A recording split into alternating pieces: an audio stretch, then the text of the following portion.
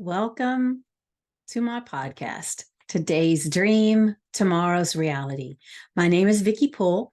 I'm a life coach, health coach, and hypnotist at the Enlightened Peach. This podcast is all about embracing our mosaic life. Some of you may ask, what is a mosaic life? And it is recognizing that all the pieces of our life, the good, the bad, the indifferent, have all come together to make us who we are. Change any one thing, and we are different. With that in mind, I invite you to embrace your perceived imperfections and celebrate who you are. This podcast is unedited and raw, just like life. I will be your host, and I will have special guests from time to time. If you ever have any ahas or questions, please leave a comment or a voice message. So now, let's get started. Well, what's on my heart to talk about today is, and this is, men may have this issue as well. I can't speak about men. I can only speak about me as a woman. And women tend to be very, very critical of their appearance. And even the most gorgeous women, or a woman that I think is gorgeous, has her insecurities as well. And the reason that this has come to mind recently is I just went to an event and there was a lot of women there. And I mean, some beautiful, beautiful women. And there was one woman in particular, there was a group of us, we were all standing around talking, and she's, like I said, she was a young girl. Gosh, young to me, but anyway, I don't know how old she was. I guess she might have been in her 30s. I don't know. But anyway, she was beautiful.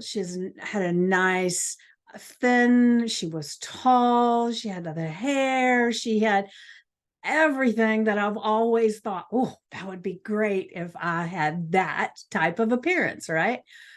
And so it's what a lot of women would love to be. And she is starting to talk about her nose.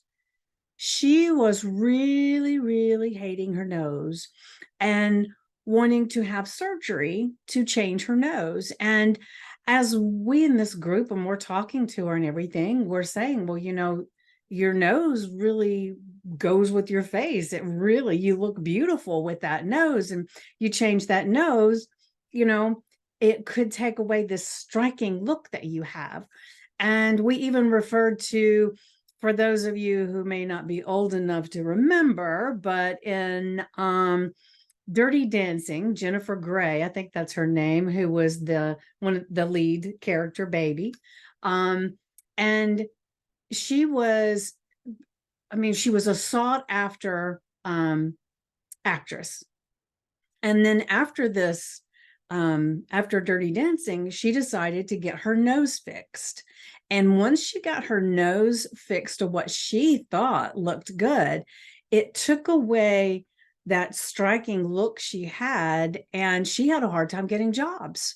And so she was doing what she thought would improve her appearance.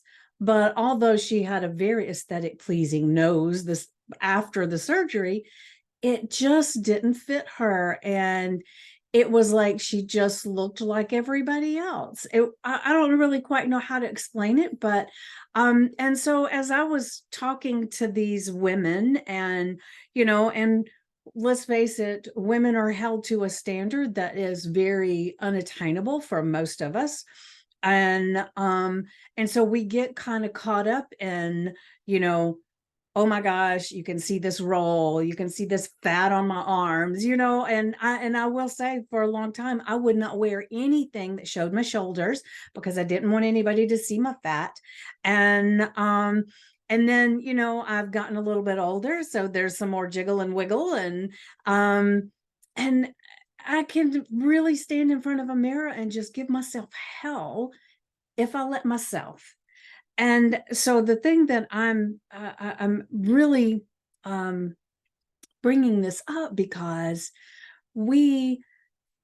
spend so much time looking at all the things about us that we think are wrong, that should be better. We would be so much happier if, all those things, when the best thing that we could do for ourselves is to find the things that we love. And this is something that I help my clients with because let's face it, most women have this, whether it's, they don't like their feet. I mean, it could even be something that is simple, something that if you had on a shoe, nobody would even know, but drives them crazy, right? Um, and that's why all of these social media platforms have these amazing, what the hell are they called? All of a sudden, it just went right out of my head. Filters. They have all these amazing filters. So people get on there, they don't even have on makeup, and suddenly they put this filter on, they've got the most gorgeous makeup. And I saw someone on there one day that I know, and she had this filter on, and it was like, she didn't really even look like herself. And I'm thinking, what does that say to you? You know, um, it's like when I see some of these before and afters for these makeup effects, and they take someone who, I mean, just with regular makeup or, just some lotion or something would, they could look pretty, but they take it to the extreme and they alter so much with the shadowing and the highlighting and everything to where this person does not even look like the same person. And if you didn't see them going through the process, you would swear up and down they had switched the people. Well, now you go around all day like that and you look beautiful and people are always telling you you're beautiful, and you go home and you take that makeup off. What are you saying? You're saying that this, who I really am, is not good enough. And I think that's a very dangerous precedence for us to have for ourselves. So, like I was saying, I work with a lot of my clients with this same type of thing. And so one of the tasks that I give them right away when this becomes something that we've uncovered as an issue is that they are to look in the mirror, clothed, unclothed, doesn't matter to start with, and find one thing about their body that they like. They don't have to love it, just like. And so I know the first time I did this for myself, it was my eyes. I could look at my eyes and think, well, you got pretty eyes, as long as I didn't go from the neck down, I was fine. And so then I had to start finding things about my body that I liked. And sometimes it's not a physical appearance thing. It's a well, let me just say that one of the times when I was doing this, when I was really having a hard time, I had put on a little bit of weight and, and I wasn't feeling really good about my body, is that my legs were very strong and I could walk, and so that's pretty important and powerful to think because not everybody can say that. So I have strong legs.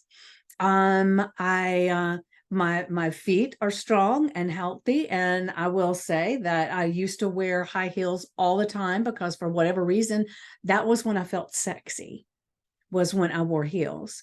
And what I want to get to is having women that can feel sexy as hell without having to wear the high heels or wearing the provocative clothes or anything, just feeling sexy within themselves. And when you can do that and you can start looking at your physical body meat suit and find things that you like, and then find things that you love, and then actually give gratitude, and for your thighs that um hold you up so well, your feet, your toes, your fingers, all the things about your body that are amazing, amazing when you think about it. It's all the things that we can do, the dexterity with our fingers. And, some people have amazing dexterity with their toes. My sister used to be able to pinch the crap out of me with her toes, and my daughter can do that now. And it's like, no, I've never been able to do that. And probably because I never really wanted to, but still, it's amazing. And you can see people that, let's say, for instance, I saw somebody the other day that was painting pictures and she was using her feet because she was born without arms. Now, when you think about that, when you think about, well, I could be that person that was born without arms. So thank God, I don't care if there's some extra fat on these arms. I got friggin' arms and I can enjoy doing so many things, expressing myself and, and doing all kinds of things. And I'm not negating the fact that they have this gift, but let's look at what we do have. I have a niece who has muscular dystrophy. And so her muscles over time are just all leaving, right? So she can't roll over in the bed by herself. She has to wait till someone can roll her over. Now, just think about it. If you lay down in the bed and you can roll over, friggin' gift, right?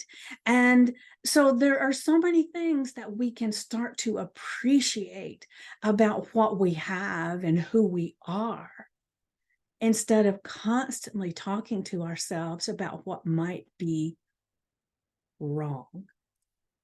Just think about that. Because every time you talk to yourself, your subconscious is listening very intently. And it doesn't know the difference between what is true and what is fiction. So every time you make those statements about something that you just do not like about your body, it's listening. And it's going to make sure that that stays exactly the way it is. And so, one other thing that I work with my clients with is that if their goal is to get healthier, now I don't like to say lose weight, it could be release weight, but the whole thing is, it's not the goal is not to have the smallest casket in the cemetery. The goal is to be as healthy as you could possibly be for as long as possible, right? So it doesn't matter if you get really skinny. If you're not healthy, then you haven't won anything. So not everybody is supposed to be a size 2. Not everybody's supposed to be a size 10 or 12 or 14, right? But if you can be healthy in the body you have, the size you have, some people have bigger hips. I really think that women are gorgeous when they have the hourglass and the hips are a little bit bigger. I think that's beautiful. And so it's changing your perception about what is beautiful. If you'll go back and look at women like Marilyn Monroe, if she was a size today, it would probably be a 14, maybe a 12. I'm not sure. But she actually had a little bit of jiggle. She had a little bit of a belly. She was not these little size 1s, 0s, and 2s that you see that adorn most of the magazines these days. And I do love the fact that now they have more normal sized women as models. But the thing that drives me crazy is if they're over a size, what is it, a size 6? They start calling them plus size models. In what world is that plus size? I mean, give me a friggin' break. So that's part of my soapbox. But now I even lost my train of thought. What was it I was telling you? This is so funny. But I help my clients in so many ways to start seeing themselves in a different light. And like, oh, I know it was not wanting them to lose weight, wanting them to be healthier. And so it is, as you start appreciating your body for what it does for you and who you are, and the fact that you can do so much in this body, and you start thinking about the healthier things about your body and how things feel. Like if you eat sugar and you feel weird, stop eating sugar for a little bit and just see what happens. So there are so many different little things to do to help your body to be healthier. But the main thing is talking to your subconscious. So I implore you to begin noticing what are the things that you're saying, even if it's a joke. like I said, your subconscious doesn't know that was sarcasm. Your subconscious thinks, well, that's what you want. That's who you think you are. And if this is something that you maybe need help with, definitely reach out. This is one of the things that I love helping my clients with, because it's something that I have struggled for so many years with these same things. And so I know how it feels. I know how it feels to look in the mirror and try to figure out, well, what can I wear to hide this, so I know how you feel, and we can talk.